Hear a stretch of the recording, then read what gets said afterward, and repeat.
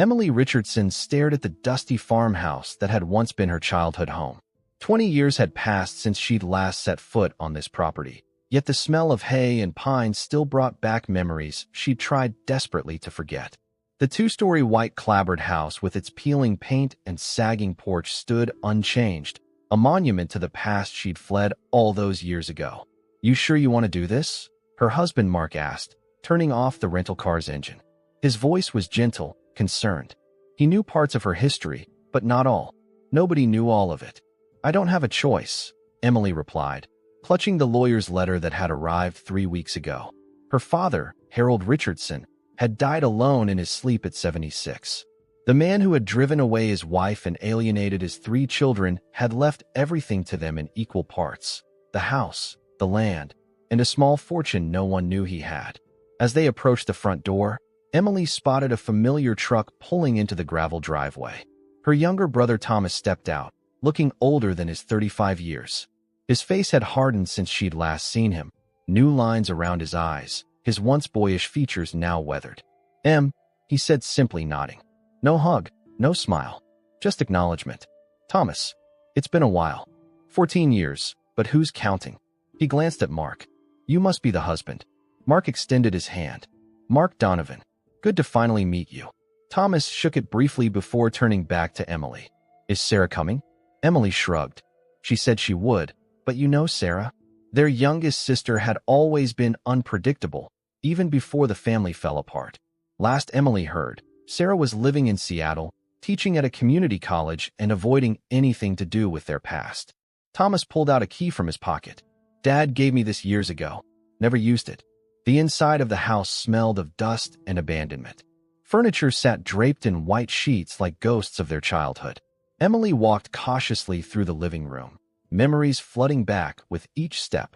Sunday dinners before Mom left, Christmas mornings that grew increasingly tense as the years passed, the final explosive argument that sent her running at 18.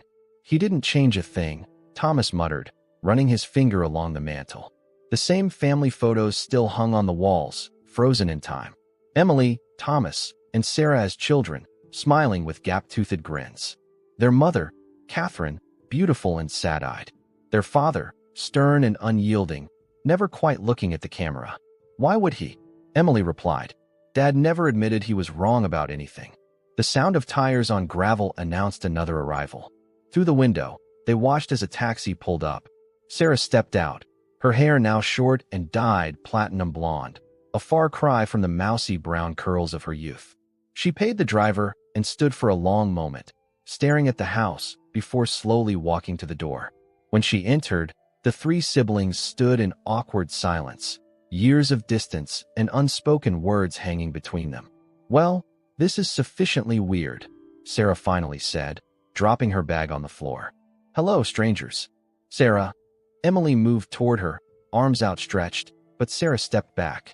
"Let's not pretend we're a happy family now that Dad's dead," she said sharply. "We're here for the money, right? That's the only reason any of us would come back to this place." Thomas sighed. "Always the dramatic one. And you're still the peacemaker," Sarah shot back, still trying to smooth everything over instead of facing it. Emily felt the familiar tension building, the old dynamics clicking back into place as if no time had passed. "Can we at least get settled before we start fighting? The lawyer's coming tomorrow to read the will." Sarah scoffed. "What's to read? I, Harold Richardson, being of sound mind and terrible heart, leave my worldly possessions to the children I drove away." "There, saved us all some time." Mark, sensing the growing tension, stepped in. "Why don't I bring in the bags?" Emily mentioned there are 4 bedrooms upstairs. 5, Thomas corrected. "Mom and Dad's, each of ours, and the guest room." The mention of their mother hung in the air.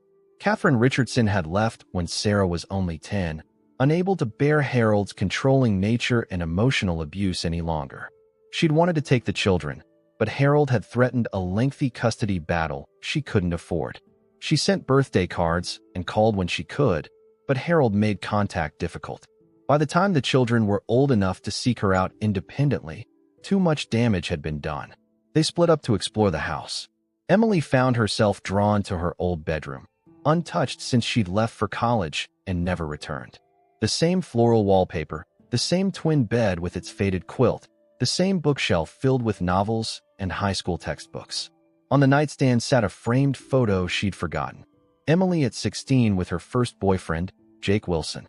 Her father had forbidden the relationship, calling Jake trash from the wrong side of town.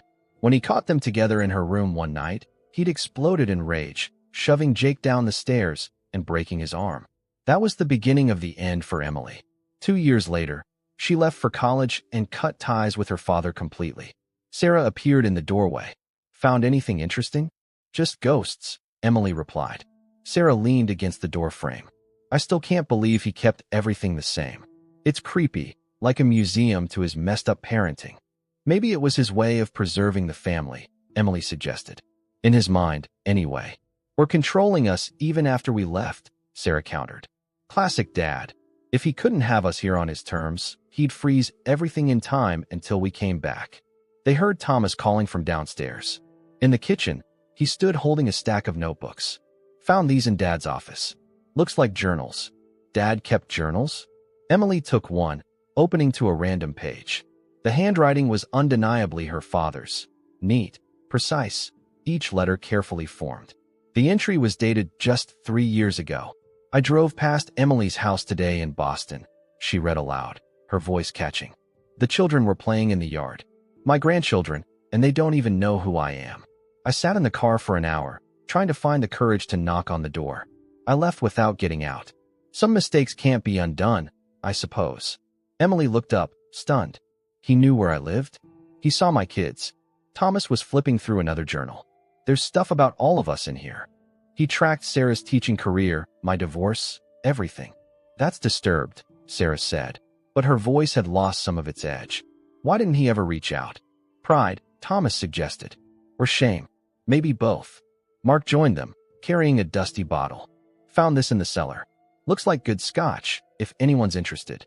They moved to the living room, removing the sheets from the furniture. As the evening progressed and the scotch level lowered, the initial tension began to thaw. They shared memories, the good ones they could remember, before things fell apart. Thomas talked about the fishing trips with Dad. Sarah recalled the elaborate bedtime stories he once told, and Emily remembered how he taught her to drive on the back roads, patient and encouraging in a way he rarely was at home. "I don't understand how he could be two different people," Sarah said, her voice softer now. "The dad who taught me to ride a bike and the man who threw Emily's boyfriend down the stairs." "People are complicated," Thomas replied. "Especially Dad." As night fell, Emily stepped onto the porch for some air. The familiar chorus of crickets and the distant hoot of an owl brought back summer nights spent stargazing on this very spot. Thomas joined her, handing her another glass of scotch. "Do you ever wonder what would have happened if Mom had taken us with her?" Emily asked. Thomas leaned against the railing. "All the time. But then I think, would we be who we are now? For better or worse, this place shaped us." "That's what scares me," Emily admitted. "I've spent my whole adult life trying not to be like him, trying to break the cycle with my own kids. But sometimes I hear myself say something in his tone, and it terrifies me." "You're nothing like him, Em," Thomas said firmly. "None of us are. We all made sure of that." Behind them, the screen door creaked as Sarah stepped out. "What are we going to do with this place?" The question hung in the night air. The inheritance wasn't just the house or the money. It was all the unresolved pain, the questions that would never be answered, the complicated legacy of being Harold Richardson's children. "I suppose we'll figure that out tomorrow," Emily said, gazing out at the darkened fields. For tonight, they were simply 3 siblings standing together under the same roof for the first time in 2 decades, each carrying their own version of the past. Morning arrived with harsh clarity, sunlight streaming through dusty curtains. Emily woke disoriented, momentarily forgetting where she was until the familiar crack in her childhood bedroom ceiling brought everything rushing back. She heard movement downstairs, cabinet doors opening, the clatter of plates, the rich aroma of coffee drifting up the stairs. In the kitchen, she found Thomas at the stove making pancakes, a skill he developed as the oldest sibling after their mother left. Some mornings, it had been the only reason they'd gotten to school on time. Thomas flipping pancakes while helping Sarah with her homework and reminding Emily to finish her chores. "You still remember how to make them," Emily said, pouring herself coffee from the pot. Some things you don't forget, Thomas replied. Even when you want to. Mark joined them, freshly showered and dressed. Anyone check on Sarah? Let her sleep, Thomas advised. She was up late. I heard her moving around the house at 3 a.m. They ate in companionable silence, the morning sunlight warming the old kitchen. Emily found herself studying her brother's face, noticing the resemblance to their father that had grown stronger with age, the set of his jaw, the furrow between his brows when he concentrated. Thomas had always been the one who tried hardest to please their father, to meet his impossible standards. He'd stayed in town, worked at the local bank, showed up for Sunday dinners even after Emily and Sarah had fled. Yet even his loyalty hadn't been enough to truly win Harold's approval. Did he ever talk about us? Emily asked suddenly. In those Sunday dinners? Thomas pushed pancake around his plate. Sometimes. He'd ask about you both, pretend it was casual. Heard anything from your sisters? Like he hadn't driven you away. He sighed. After my divorce, things changed between us. I think he recognized something in me then. The failure he always feared. Your divorce wasn't a failure, Tom, Emily said gently. Try telling that to Dad. Richardsons don't quit, remember? His favorite line. Thomas's attempt at mimicking their father's gruff voice fell flat. Anyway, I stopped coming around as much after that. Last few years, I only saw him at Christmas, sometimes his birthday. Sarah stumbled into the kitchen, looking as if she hadn't slept at all. Is there coffee? Mark pushed a mug toward her. Lawyer's coming at 10, right? Thomas nodded. James Whitaker. Dad's had the same lawyer for 30 years. Wonder what secrets they shared, Sarah muttered, adding sugar to her coffee. Bet Whitaker knows more about Dad than we ever did. The atmosphere grew tense as the clock approached 10. They moved to the living room, each choosing seats. Emily and Mark on the couch, Thomas in the armchair that had always been his spot, Sarah perched on the windowsill, as if ready for a quick escape. James Whitaker arrived precisely on time, a thin man with wire-rimmed glasses and a leather briefcase that looked as old as he was. He greeted each sibling with formal handshakes, his eyes lingering on their faces as if comparing them to memories. I've known your father since before you were born, he began, settling into Harold's chair, a fact not lost on any of them. He was a complicated man, but in these last years, I saw a change in him, a regret that ran deep. Sarah snorted softly. Regret doesn't make up for what he did. Whitaker nodded patiently. No, it doesn't. Harold knew that. He opened his briefcase, removing a thick envelope. Before I read the formal will, your father asked me to give you this letter. He wrote it in the hospital, about a month before he passed. Emily took the envelope, her name and her siblings written in her father's steady hand. She opened it carefully and began to read aloud. To my children, if you're reading this, you've come home, and I am gone. First, thank you for coming. I know it wasn't easy. I know I'm the reason why. There are no words to excuse what I've done, how I've failed you. After your mother left, something broke in me. I convinced myself that strict discipline would make you strong, independent, better than I was. Instead, I drove away the only people who mattered. The money I'm leaving you came from your grandfather's land I sold 15 years ago. I've invested it carefully. It won't buy your forgiveness, nor should it, but it might give you choices I never allowed you to have. The house and everything in it is yours to decide upon collectively. Sell it, burn it, keep it, whatever brings you peace. Emily, in the attic you'll find a box with your name. Inside are letters from Jake Wilson that arrived after you left. I kept them from you out of spite and fear of losing you. An unforgivable act among many. Thomas, I was wrong about your marriage, about many things. Your strength wasn't in staying with someone who made you unhappy, but in having the courage to start over. I never told you how much I admired that courage. Sarah, my youngest, who bore the brunt of my grief and anger. In my office safe are your mother's letters, hundreds of them, going back 20 years. She wrote to all of you. I kept them locked away, another cruelty I can never undo. The combination is your birthday. Lastly, your mother. Catherine lives in Portland, Oregon. We've been in contact these past 5 years. She wanted to reach out to you all, but I asked her to wait until I found the words to apologize first. Another mistake. Her number is with Whitaker. I don't ask for forgiveness. I ask only that you find a way forward together, without the weight of my failures.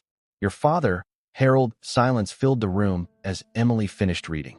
Sarah had turned to face the window, her shoulders shaking slightly. Thomas sat perfectly still, his face unreadable. "I'll give you a moment before we proceed with the formal will," Whitaker said quietly, rising from his chair and stepping onto the porch. "Did either of you know?" Emily finally asked. "About Mom." Thomas shook his head. "No idea." 5 years, Sarah whispered, still facing the window. 5 years they were in contact, and he never told us. Mark touched Emily's hand gently. "Do you want to look for that box now?" Emily nodded, feeling numb. As she climbed the narrow attic stairs, she heard Sarah stomping toward their father's office, presumably to find the safe. Thomas remained in the living room, staring at the letter in Emily's abandoned hands. The attic was stifling, dust motes dancing in the beams of light from the small window. Emily found the box easily, a simple cardboard container with Emily written on top.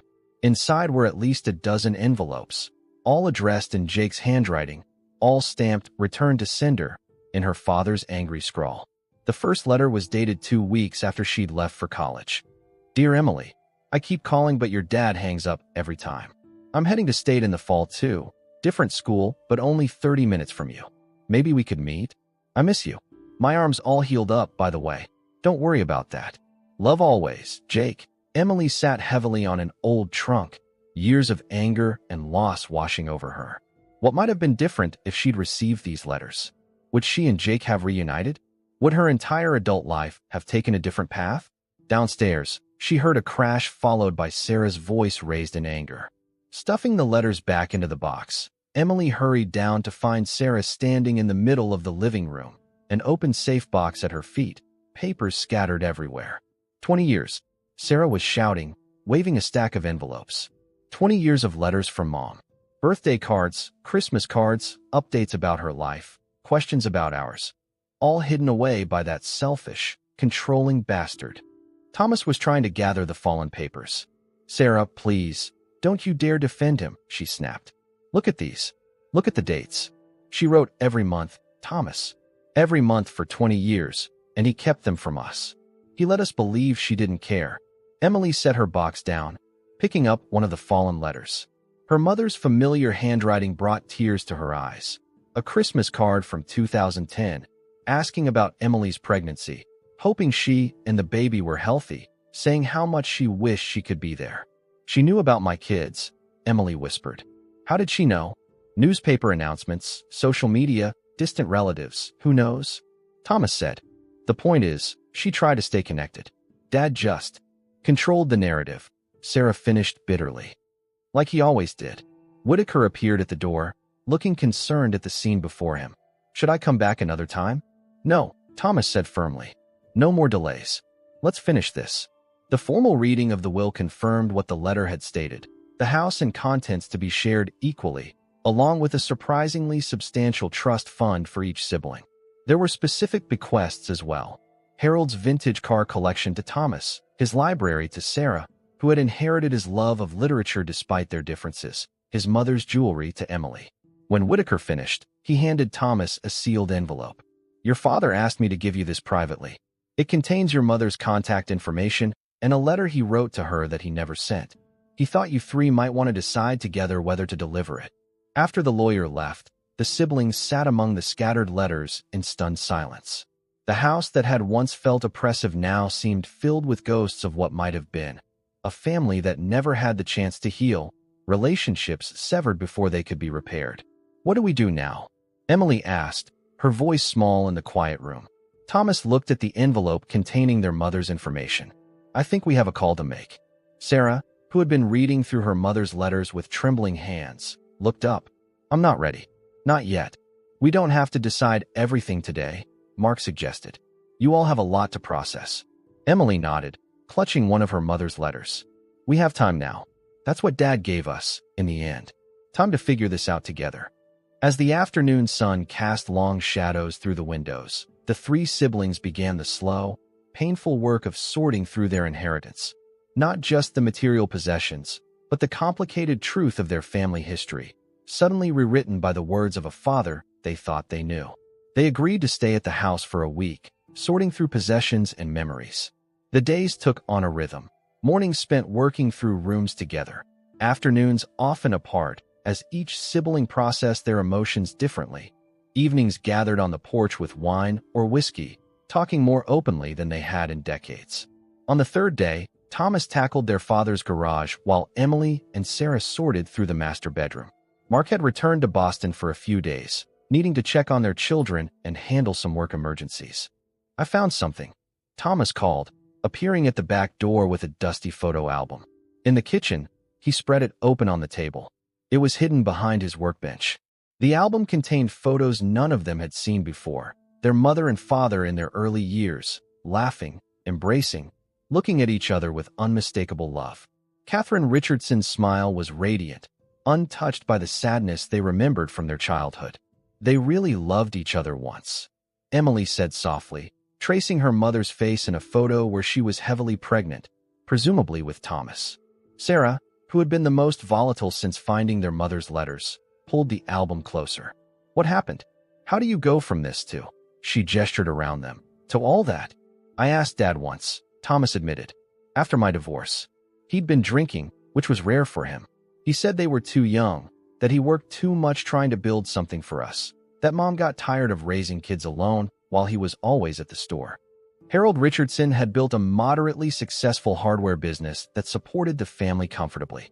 He'd worked 6 days a week for as long as any of them could remember, often returning home after they were in bed.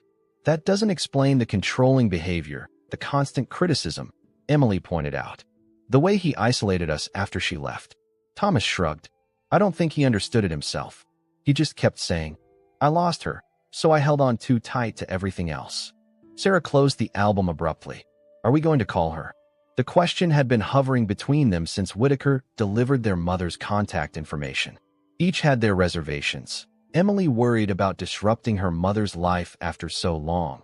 Thomas feared reopening old wounds, and Sarah was still furious about the years of separation. What would we even say? Emily wondered. "Hi, Mom. Dad's dead, and we just found out you tried to stay in touch. Sorry it took us 20 years to call back." "It's not like we knew," Thomas reasoned. "We were kids when she left, and after that, Dad controlled everything." Sarah paced the kitchen, restless energy radiating from her. "I want to know why she didn't try harder. Letters that never reached us. Why not show up at school, or call from different numbers, or something?" "Maybe she did," Emily suggested. "Maybe Dad intercepted those attempts too. Or maybe she gave up too easily," Sarah countered.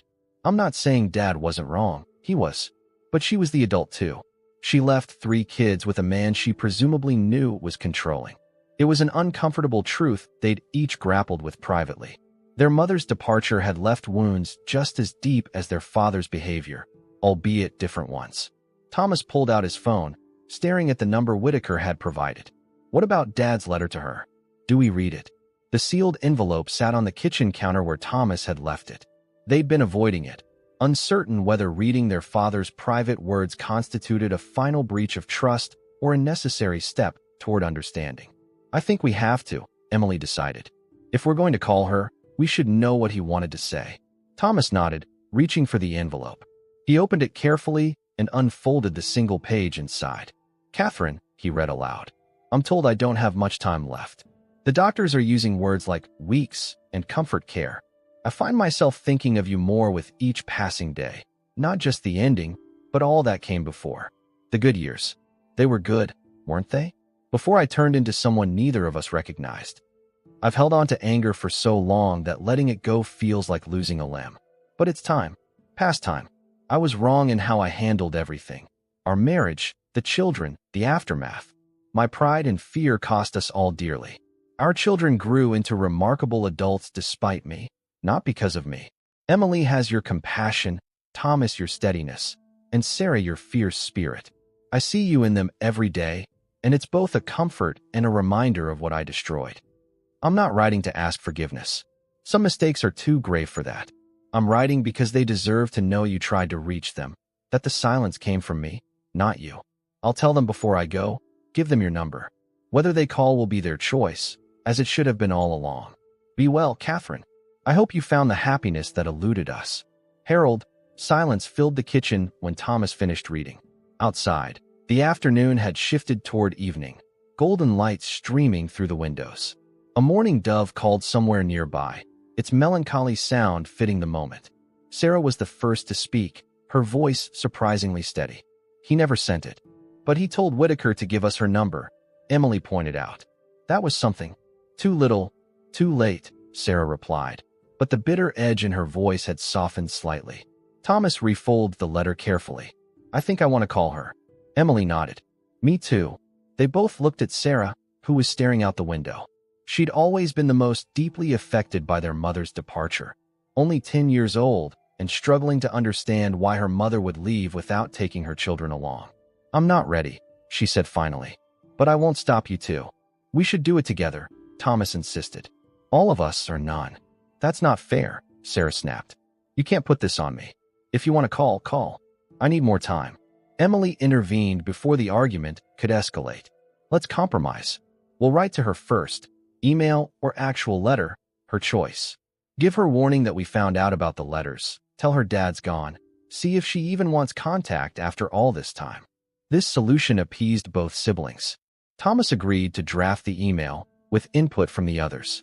They spent the evening carefully crafting a message that explained their discovery without placing blame, acknowledging the complexity of the situation and expressing an openness to reconnection at whatever pace felt comfortable. Late that night, after Thomas and Sarah had gone to bed, Emily found herself drawn to her father's study. She hadn't spent much time there during their sorting process, finding the space too intimate, too full of his presence. Now she entered cautiously, running her fingers along the desk where he'd written in his journals, sat on the leather chair where he'd presumably reflected on his mistakes. The journals themselves sat in a neat stack where Thomas had placed them after discovery. Emily picked up the most recent one, opening to a random page from just 6 months ago. Saw the oncologist today. News not good. When they give you options measured in months rather than years, priorities become suddenly, brutally clear. Called Catherine again. We talked about the children, the grandchildren I've never met. She offered to come, but that feels like asking for absolution I haven't earned. First, I need to tell them the truth. All of it. Before it's too late. But he hadn't told them, Emily realized. He'd written a letter and left it for after his death, scripted the revelation through his lawyer rather than facing them directly. Even in the end, Harold Richardson had been unable to fully brave the consequences of his actions. As she replaced the journal, Emily noticed a small drawer in the desk that was partially open. Inside was a stack of photographs held together with a rubber band. The top image showed 3 small children running through a sprinkler. Emily recognized herself at about 7, Thomas at 9, and Sarah at 5. Their faces were pure joy, caught in a rare moment of carefree childhood. Beneath it was another photo, Emily in her cap and gown at college graduation. She'd sent her father an announcement out of obligation, but had made it clear she didn't want him to attend. He hadn't, but someone had sent him this photo. She flipped it over and saw her mother's handwriting. Emily's graduation. Wish you could have been there. She was magnificent. So their parents had been in contact even then, sharing milestones from a distance. Emily felt a complicated mix of emotions. Anger that these connections had been hidden from them, grief for all the years lost, and a strange, unexpected relief that the bonds hadn't been completely severed after all. Morning brought the reply they hadn't expected so quickly. Catherine Richardson's email was in their inbox when Thomas checked over coffee. My dear children, your email has left me breathless. For 20 years I've written, called, even driven past the house when I could gather the courage, never knowing if any of my attempts reached you. To hear from you now feels like a miracle I'd almost stopped believing in. Harold called me when he got his diagnosis. We had difficult conversations long overdue. I understand he's gone now, and I'm sorry for your loss, complicated as it may be. I live alone in a small house near the coast. I've been a librarian here for 15 years. I have a garden, a cat named Fitzgerald, and walls covered with photos of you 3 that friends and distant relatives have shared with me over the years. Not a day has passed that I haven't thought of you. I understand if you need time. I understand anger, confusion, even indifference. I'll accept whatever relationship you're willing to offer, even if it's just this single exchange of messages. If you want to know why I left without you, why I didn't fight harder, I'm ready to answer those questions. Not to justify, but to explain. You deserve that much and more. All my love, Mom. The signature, Mom, hit each of them differently. Emily felt tears well up. Thomas's hands trembled slightly as he read the words aloud, and Sarah, who had maintained the most armor around her heart, abruptly left the room. Emily found her on the front porch, arms wrapped tightly around herself. "You okay?" "No," Sarah admitted. "I don't know how to feel about any of this. 20 years of thinking she abandoned us, and now what? We just welcome her back? Have some big family reunion like nothing happened?" "I don't think anyone expects that," Emily said gently. "But maybe we can start something new. Something honest. What about forgiveness?" Sarah asked. "Is that required?" Emily leaned against the porch railing, considering. "I think understanding comes first. Forgiveness might follow, or it might not. But we won't know unless we try." Thomas joined them, phone in hand. She included her phone number in the email. Said we could call any time. The siblings looked at each other, decades of shared history, both painful and precious, passing between them.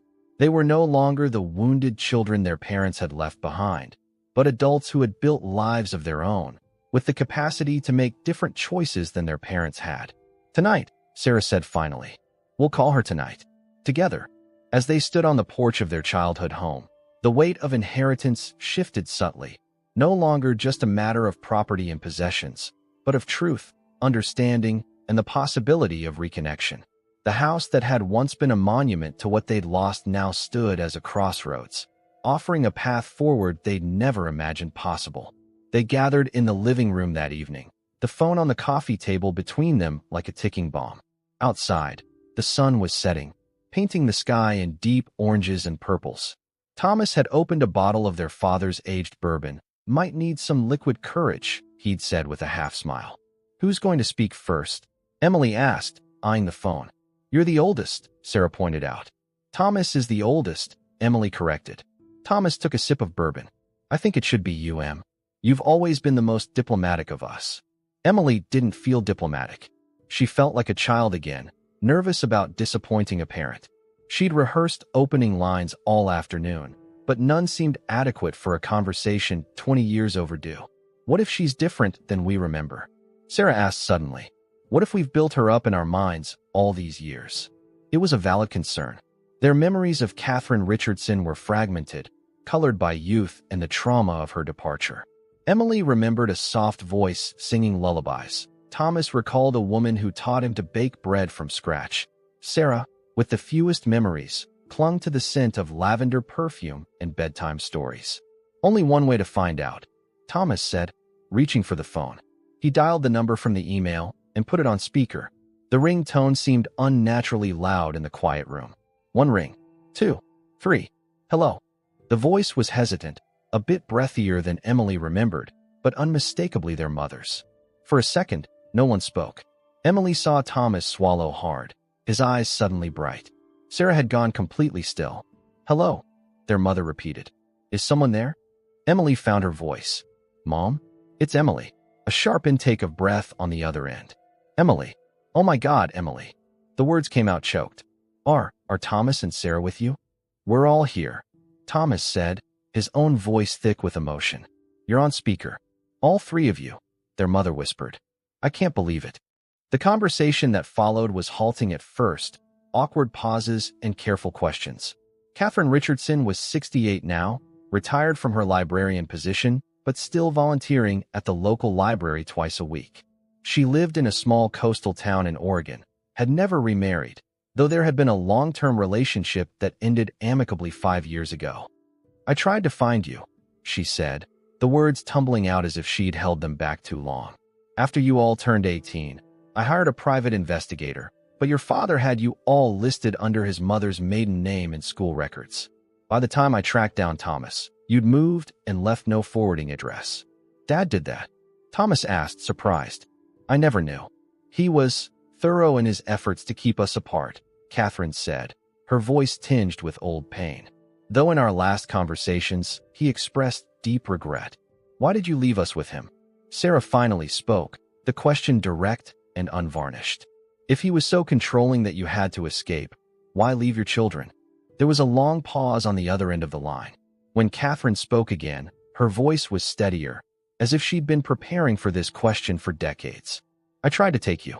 I consulted 3 different lawyers. But your father had all the financial resources, all the community connections. My only income was from part-time work at the library.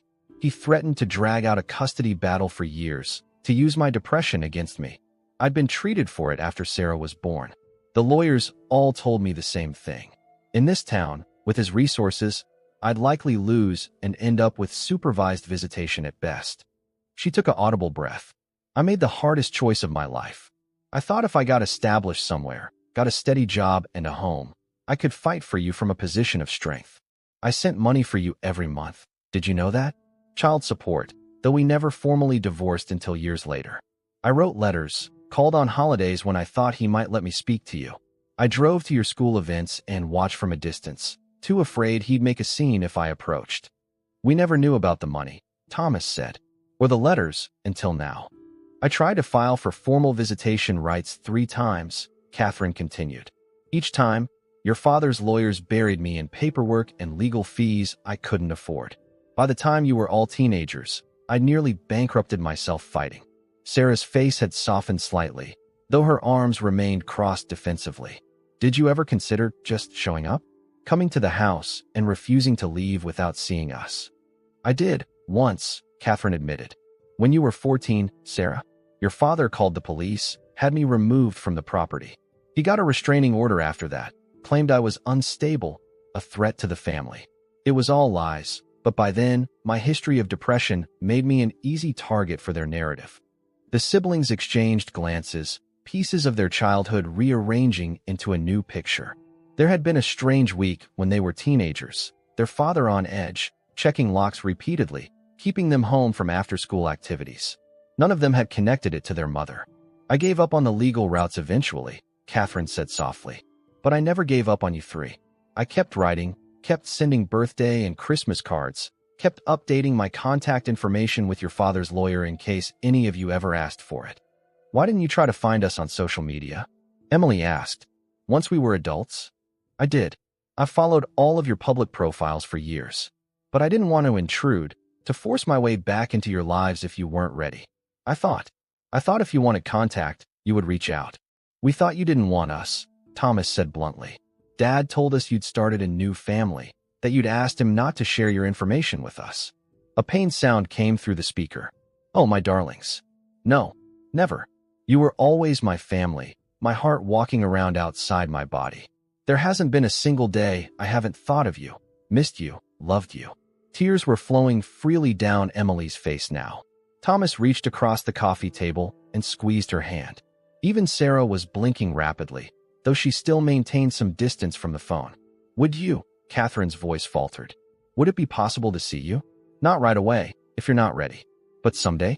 I have photos of all of you at different ages. Friends would send them to me, or I'd find them in local newspapers. But to see you in person again. The request hung in the air. Emily looked at her siblings, a silent question passing between them. We need some time, Thomas answered for them all. This is a lot to process. Of course, Catherine replied quickly. Take all the time you need. I've waited 20 years. I can wait longer. Just knowing you're willing to talk to me is more than I dared hope for. They spoke for another hour, carefully navigating the terrain of their separated lives. Catherine asked about their careers, their families. She already knew the broad strokes, that Emily was a pediatrician with 2 children, that Thomas had built a successful construction business after leaving banking, that Sarah taught literature at a small liberal arts college.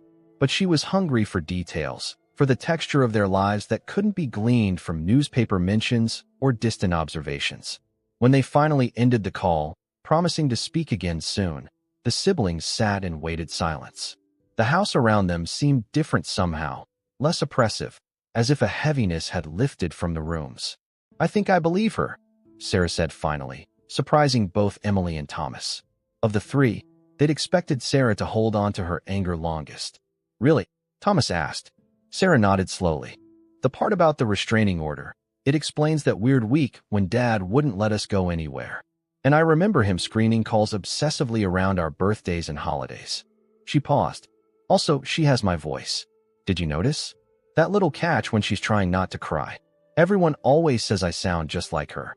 She wants to see us, Emily said, the reality of it settling in. Their mother, the woman whose absence had shaped so much of their lives, was only a plane ride away. Are we ready for that? Thomas wondered aloud. Emily wasn't sure any of them could answer that question yet.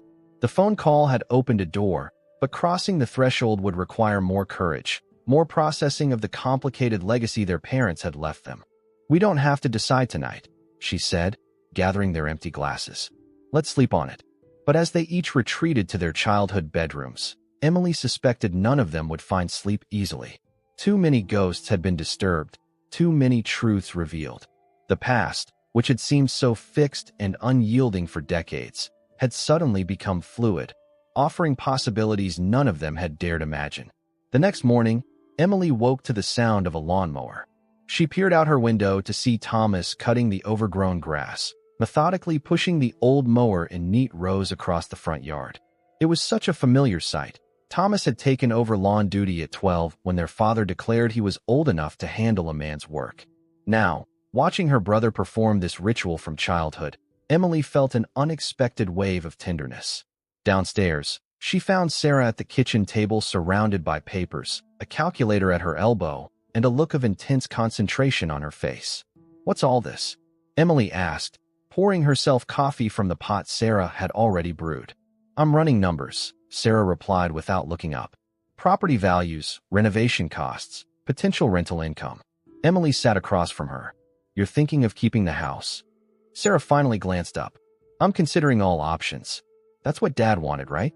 For us to decide collectively." She pushed some papers toward Emily. "The property's worth more than I expected.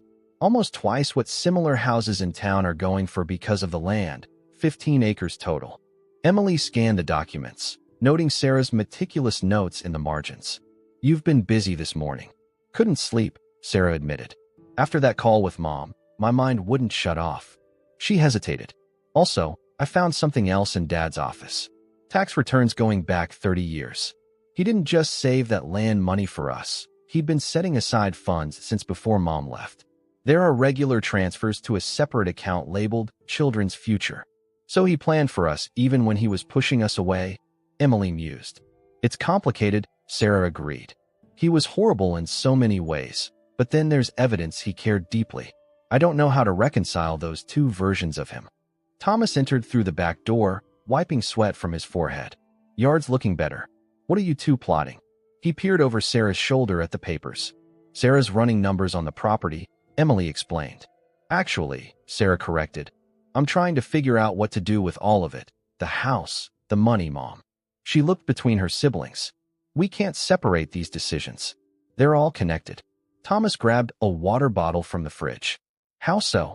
"If we sell the house, we all go back to our separate lives with a nice chunk of change. Maybe we call Mom occasionally, perhaps meet her somewhere neutral once a year. We remain essentially what we've been, disconnected individuals with shared DNA and painful memories." Emily considered this. "And the alternative?" "We keep the property," Sarah said, her voice gaining momentum. "Turn it into something new. Dad's money could renovate the house completely, update everything, maybe add a small second structure on the back acreage." "Who would live here?" Thomas asked, looking skeptical. "We all have established lives elsewhere." "Not me," Sarah said quietly. "My teaching contract ends next month. I wasn't planning to renew anyway. The department's toxic, and I've been thinking about taking a year to write." This was news to both siblings. Sarah had always been intensely private about her career struggles, presenting a front of perfect competence. "You never said anything," Emily said. Sarah shrugged. "There's a lot we haven't said to each other over the years." She tapped her notes. "But here's my thought. What if this place became our family gathering point? I could live here part-time, maintain the property. You two and your families could visit holidays, summers, whenever you want. A place for reconnection." "You're talking about creating a family compound," Thomas said slowly. "I'm talking about making something positive from what was broken," Sarah countered. "And yes, I'm thinking about Mom too. She's alone in Oregon. If we're really going to try having a relationship with her, wouldn't it be easier if there was a place for her to stay when she visits? Or if she wanted to move closer eventually?" Emily and Thomas exchanged surprised glances. Of the three, Sarah had been the most resistant to contacting their mother, the most angry about the past. "That's quite a change from yesterday," Emily observed carefully. Sarah looked down at her papers. "I read through more of Mom's letters last night. All those years, all those attempts to reach us. And then I started thinking about how much time we've all wasted. Mom missing our lives, us missing hers, the three of us barely staying in touch. She looked up, her expression fierce. I don't want to waste any more time. Thomas pulled out a chair and sat heavily. It's a big commitment, keeping this place. We don't have to decide right now, Emily said. We could take some time, think it through. Actually, Thomas said, Mark called while I was mowing. He and the kids are planning to drive up tomorrow. Said they miss you and wanted to see the famous family homestead. Emily hadn't expected her family so soon. All of them, even Ethan. Her 16-year-old son had been reluctant to miss weekend plans with friends. Thomas nodded. Apparently your husband can be quite persuasive. The thought of her children in this house created a strange collision of worlds in Emily's mind. Her past and present had been carefully compartmentalized until now. Her childhood memories rarely shared with her own kids, the darkest parts never mentioned at all. That settles it, Sarah decided. We need to clear out at least one more bedroom and clean up the place a bit. No time for major decisions about the property until after they've gone. The rest of the day was spent in focused activity. Emily tackled the guest room where Mark and she would sleep. Thomas hauled decades of accumulated junk to a rented dumpster, and Sarah continued her deep dive into their father's papers, occasionally calling the others over to see some new discovery. By evening, exhaustion had settled over them, but the house looked noticeably better. They ordered pizza from the same local place they'd frequented as teenagers and ate on the porch, watching fireflies emerge in the gathering dusk. I called Mom again, Sarah announced suddenly, setting down her pizza. Just me, this afternoon while you two were cleaning upstairs. Emily nearly choked on her drink. You did what? I had questions. Personal ones. About her depression, about the day she left. Sarah pulled her knees to her chest, making herself smaller. I needed to understand some things before I could move forward. And did you? Thomas asked. Understand. Sarah nodded slowly. She told me things I never knew. About Dad, about their marriage, about the day she left. She hesitated. She said she came into my room to say goodbye, that I woke up and asked if I could come with her, that she almost took me right then. Consequences be damned. Why didn't she? Emily asked softly. Dad came in, told her if she took any of us, he'd have her arrested for kidnapping. Said he had friends on the police force who would back his story that she was unstable. Sarah's voice was steady, but her knuckles were white where she gripped her knees. She believed him, and she was probably right too. This town was different then. Dad had connections everywhere. Thomas's face had darkened. He threatened her. Repeatedly, according to Mom. It wasn't just one dramatic moment. It was years of control, isolation, threats. Sarah looked between her siblings. She said the hardest part was knowing we'd be told lies about why she left, but having no way to counter them. Emily tried to reconcile this information with her memories of her father, strict and emotionally distant, yes, but she'd never witnessed the kind of threatening behavior Sarah described. Then again, how much happened behind closed doors in their parents' bedroom? How much did they miss as children, interpreting adult conflicts through limited understanding? Did you believe her? Thomas asked. Yes, Sarah said simply. And I told her so. The admission hung in the evening air. Somewhere in the distance, a whippoorwill called, its haunting cry echoing across the fields. I also told her about my idea for the house, Sarah continued. About creating a place for family gatherings, for reconnection. What did she say? Emily asked. She cried. Sarah's own eyes glistened in the porch light. Said it was more than she'd ever hoped for. She also said she'd understand if you two weren't ready for that step. Emily tried to imagine their mother here, in this house that had been the site of so much pain. Could new memories truly override the old ones? Could they reclaim this space, transform it into something healing rather than harmful?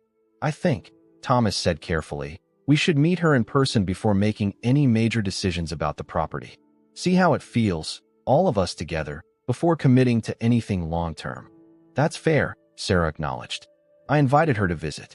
Next weekend, if you're both okay with it. Next weekend, Emily repeated, startled by the suddenness. That's soon, I know, Sarah finished. But why wait?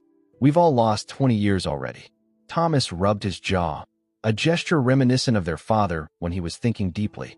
I'm supposed to be back in Chicago by Thursday, but I could rearrange some things. Mark and the kids will be gone by then. Emily calculated. I'd planned to leave with them, but I could stay a few extra days. Sarah looked between them, an unusual vulnerability in her expression. So that's a yes. You'll both be here when she comes. Emily reached for her sister's hand. Yes, we'll do this together. Thomas nodded his agreement. Together. The decision felt momentous, a turning point they couldn't quite see beyond. Whatever happened when Catherine Richardson returned to the home she'd fled 2 decades ago would shape all their futures, for better or worse. Later, as Emily was preparing for bed, Sarah appeared in her doorway, a small wooden box in her hands. Found this in Dad's closet, she said, placing it on Emily's bed. It's got your name on it. The box was finely crafted, clearly handmade. When Emily opened it, she found a collection of childhood mementos, her first lost tooth, report cards with teacher comments about her extraordinary empathy, a dried corsage from her high school prom, a newspaper clipping about her college scholarship. He kept all this? Emily whispered, touching the items reverently. There's one for each of us, Sarah said. Mine had my first published poem. Thomas's had the baseball from his perfect game in high school. Emily lifted a small velvet pouch from the bottom of the box. Inside was her mother's wedding ring, a simple gold band with a small diamond. Mom told me Dad returned her wedding ring in the divorce settlement, Sarah explained. She thought he'd sold it. Emily held the ring to the light. Inside, an inscription caught her eye. My heart is yours forever, see. He couldn't let go, Emily realized. Even when he pushed everyone away, he couldn't let go completely. Sarah leaned against the doorframe.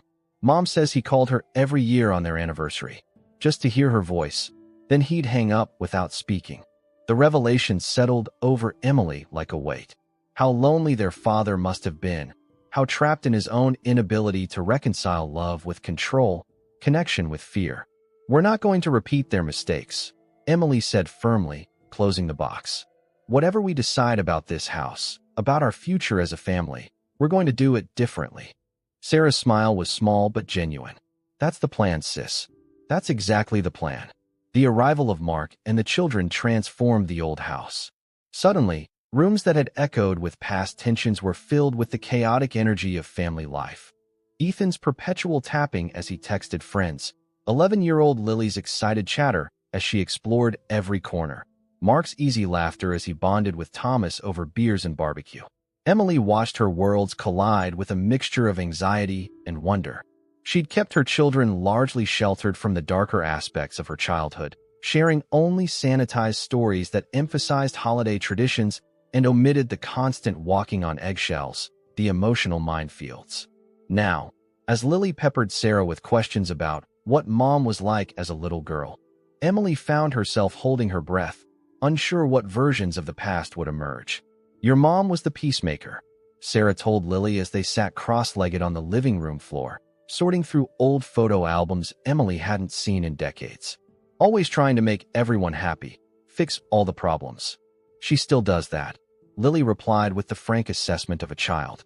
Dad says she can't help doctoring everyone, even at home. Sarah laughed, shooting Emily an affectionate glance. Some things never change. Later, Emily overheard Thomas telling Ethan about fishing trips with their father, the rare good memories when Harold Richardson had relaxed his iron grip and simply enjoyed his children's company. The stories were true, if selective. Emily didn't interrupt to mention how those same fishing trips often ended with their father's volatile disappointment if they didn't catch enough or if one of them complained about the early hour or the mosquitoes. Was this how family histories were preserved? She wondered. The rough edges smoothed away over time, the good moments amplified, the painful ones allowed to fade? Or was there value in the whole truth, messy and complicated as it was? On their second evening, after the children had gone to bed, the adults gathered on the porch with wine and the remnants of dinner. Mark, always perceptive, sensed the undercurrents between the siblings. So, he said casually, you all seem different together than I expected. Less tense. Emily smiled at her husband's diplomatic phrasing. In the 14 years they'd been married, Mark had heard plenty about the Richardson family dysfunction, though he'd met Thomas only at their wedding and Sarah just twice at stilted holiday gatherings. We've had some revelations, Thomas explained, filling Mark in on the discovered letters, the call with their mother, the new understanding of their parents' troubled relationship. Mark whistled low. That's a lot to process in 1 week. And there's more, Emily added, glancing at her siblings for permission before continuing. Mom's coming to visit this weekend. We're meeting her for the first time in 20 years. Mark's eyebrows shot up. Wow, that's significant. How are you feeling about it? Terrified, Thomas admitted with a self-deprecating laugh. Hopeful. Confused.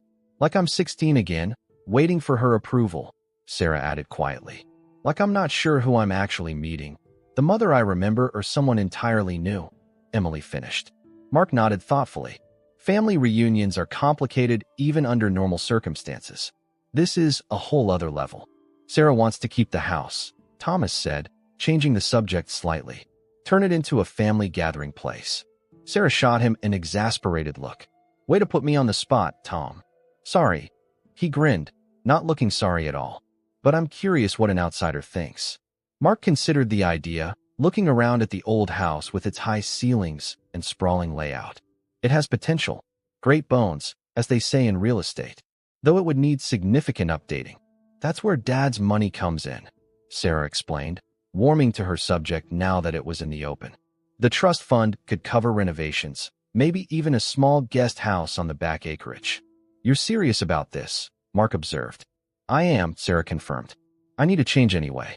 My department chair and I have creative differences about the direction of the program. She means her boss is an egotistical jerk who takes credit for her work, Thomas translated with brotherly bluntness. Sarah didn't deny it. The point is, I'm not tied to my current position. I could oversee the renovations, split my time between here and wherever I land next academically. Mark looked at Emily. What do you think, Han? You've been quiet about this. Emily had been wrestling with the idea since Sarah first proposed it. Part of her recoiled at maintaining any connection to this house that held so many difficult memories. Another part recognized the symbolic power of transformation, of reclaiming this space on their own terms. I'm torn, she admitted. This place has never felt like home to me, not in the way I've tried to make our house feel for Ethan and Lily. But I also see the appeal of creating something new from something broken. The conversation continued late into the night, weighing options, discussing practicalities. By the time they turned in, nothing had been decided, but the possibility hung in the air, a family reimagined, a legacy reclaimed. The next 2 days passed in a blur of activity. Mark took the children into town to explore, giving the siblings space to prepare the house for their mother's visit. They cleaned more thoroughly, rearranged furniture, debated whether to hang family photos or put them away. Do we include pictures with Dad? Thomas wondered, holding a framed Christmas portrait from when they were small. Or would that be too painful for her? I think we leave everything as is, Emily decided. This isn't about pretending the past didn't happen. It's about finding a way forward with the truth in plain sight. The morning Mark and the children were set to leave, Emily found Lily in her childhood bedroom, sitting on the bed and looking unusually thoughtful. Ready to go, sweetie? Emily asked. Lily nodded, but didn't move. Mom, was Grandpa Harold mean to you? Is that why we never visited him? The question caught Emily off guard. She sat beside her daughter, considering how to answer truthfully without burdening a child with adult complexities. Your grandpa had trouble showing love in healthy ways, she said carefully. He could be very strict and sometimes hurtful with his words. As I got older, we disagreed about many things, and eventually, it became easier to keep my distance. Lily absorbed this, her young face serious. But you're keeping his house now? Even though he wasn't nice? We're thinking about it, Emily clarified. And if we do, it won't be his house anymore. It would be ours, a place for our whole family to come together. Lily considered this, like replacing bad memories with good ones. Emily smiled, struck by her daughter's perceptiveness. Exactly like that. Lily hopped off the bed. Then I think it's a good idea. And I think Grandma Catherine will like it too. After the car disappeared down the driveway, Emily, Thomas, and Sarah faced each other in the suddenly quiet house, the reality of the upcoming reunion settling over them. 2 days, Sarah said, voicing what they were all thinking. After all this time, just 2 more days. The final preparations took on a heightened significance. They bought fresh flowers for the entry table, debated menu options as if planning a state dinner, changed their minds repeatedly about where the initial meeting should take place. The house? A restaurant? The local park? We're overthinking this, Thomas finally said, after Sarah suggested they create a detailed schedule for the weekend. She's our mother, not visiting royalty. She's practically a stranger, Sarah countered. A stranger we've built up in our minds for 20 years. Then let's not build up this visit too, Emily suggested. Let's keep it simple. She arrives, we welcome her, we talk. No elaborate plans, no pressure to make 20 years of missed connection happen in 2 days. They agreed on this approach, though Emily noticed both her siblings continued to fuss over details. Thomas repeatedly mowing areas of the lawn he'd already cut, Sarah rearranging the living room furniture for optimal conversation flow. Their nervous energy mirrored her own internal state, a mixture of anticipation and dread that made sleep elusive. The morning of Catherine's arrival dawned clear and warm, a perfect late spring day. By unspoken agreement, they dressed casually but carefully, no one wanting to appear as though they'd tried too hard, yet each wanting to present their best selves. She's taking a taxi from the airport, Sarah reminded them, checking her phone for updates. Flight landed 20 minutes ago. Should be here in about an hour. Thomas paced the living room. Should we wait inside or on the porch? Porch, Emily decided. Less formal. Should we hug her? Sarah asked, voicing the awkward question they'd all been considering. Or is that too much? Let's follow her lead, Emily suggested. See what feels natural in the moment. They positioned themselves on the porch, a tableau of anxious anticipation. Thomas leaned against the railing, aiming for casual but repeatedly checking his watch. Sarah sat on the porch swing, alternately smoothing her shirt and tucking her hair behind her ears. Emily stood by the steps, gaze fixed on the driveway where any moment a taxi would appear carrying the woman whose absence had shaped so much of their lives. What if it's terrible? Sarah asked softly. What if we have nothing to say to each other? Then we'll know, Thomas replied. Either way, we won't have to wonder anymore. The crunch of tires on gravel announced the moment they'd been both awaiting and dreading. A white sedan appeared around the bend, moving slowly up the driveway. It parked at the foot of the path leading to the porch steps. For a long moment, nothing happened. Then the back door opened, and Catherine Richardson emerged, one hand clutching a small travel bag, the other shading her eyes as she looked toward the porch. She was thinner than Emily remembered, her once dark hair now completely silver, cut in a stylish bob that framed her face. She wore simple linen pants and a blue blouse that brought out her eyes that Emily suddenly recognized as identical to Sarah's. Time seemed suspended as Catherine took her first steps toward the house. Emily heard Sarah's sharp intake of breath, felt Thomas straighten beside her. Then, as if released from a spell, Emily moved down the steps, closing the distance between them. Mom, she said, the word feeling strange and familiar all at once. Catherine stopped, her eyes filling with tears. Emily, my beautiful Emily. Neither could say later who moved first, but suddenly they were embracing, 20 years of separation collapsing in the space of a heartbeat. Emily breathed in her mother's scent, no longer lavender but something citrusy and warm, and felt a piece of herself shift back into place, a wound beginning the long process of healing. Thomas joined them next, his tall frame enveloping them both. Welcome back, Mom, he said, his voice gruff with emotion. Only Sarah remained on the porch, frozen in place, her expression a complex mix of longing and lingering hurt. Catherine looked up, meeting her youngest child's gaze across the distance. Sarah, she said, her voice catching. My brave girl. Something in the words, in the way Catherine's arms remained open in invitation without demand, broke through Sarah's final defenses. She moved down the steps slowly at first, then with gathering speed until she too was wrapped in the embrace, her shoulders shaking with silent tears. They stood together in the yard where they had once played as children, where they had fought and laughed and grown, now joined again as adults with the weight of the past between them, but also, perhaps, the possibility of a future. I have so much to tell you, Catherine said when they finally separated, wiping tears from her cheeks. So much to ask, so much to hear. We have time, Thomas told her, picking up her bag. All the time we need now. As they walked toward the house, not Harold Richardson's house anymore, but perhaps, in time, their own, Emily felt a sense of rightness settle over her. They were not the perfect family of childhood fantasy, nor were they the irreparably broken one of adolescent despair. They were simply people with shared blood and history, finding their way back to each other one careful step at a time. "Welcome home," Sarah said as they crossed the threshold together, the words both an acknowledgement of the past and a promise for the future. "Welcome home."